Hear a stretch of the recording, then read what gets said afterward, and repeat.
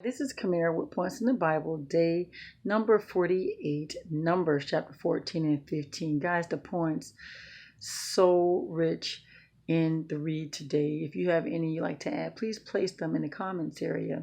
But one thing I can tell you, starting off, God don't like complainers. And complainers, you have no idea the seeds that you plant.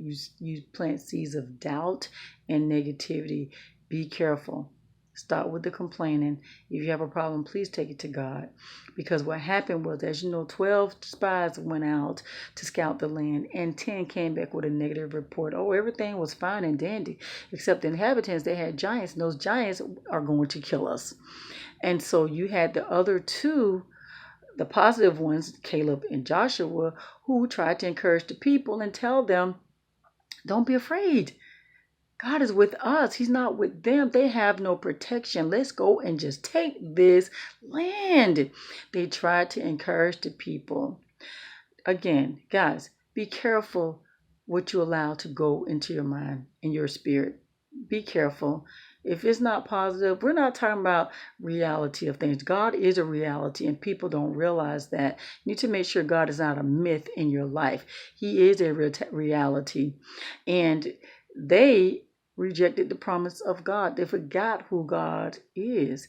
And so, yeah, and they didn't want to hear the positive speaking, the faith speaking people.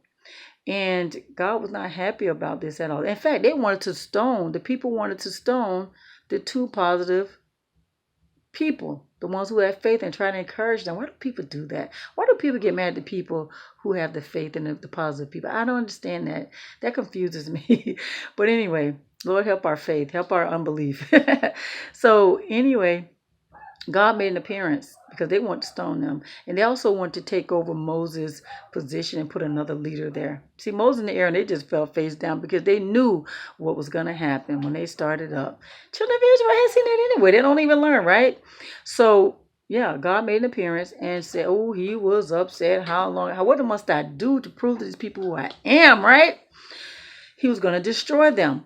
And so Moses interceded for them again. He went and talked to God again on their behalf and said, Lord, you are patient, you are kind, you basically, and, please forgive them of this sin.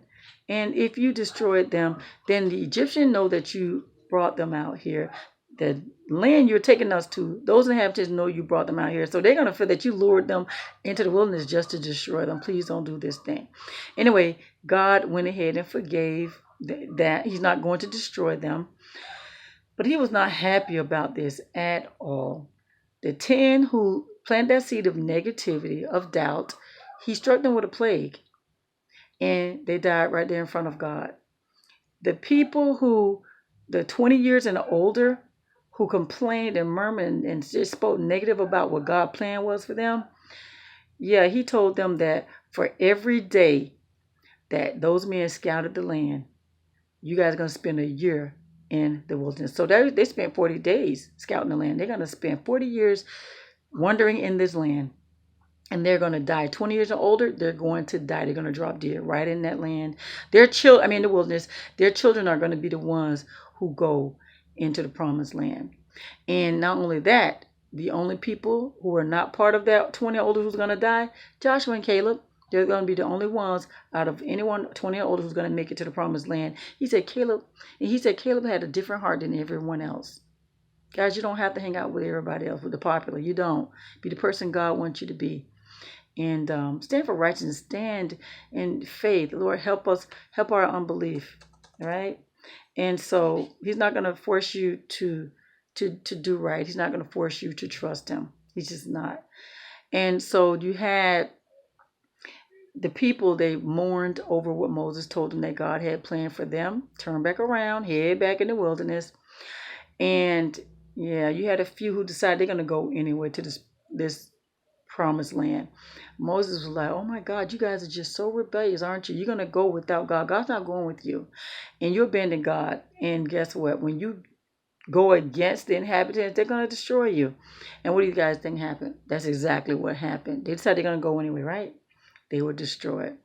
And so, yeah, that's not good, right? Anyway, God also, after all of this, they're going to head right back into the wilderness.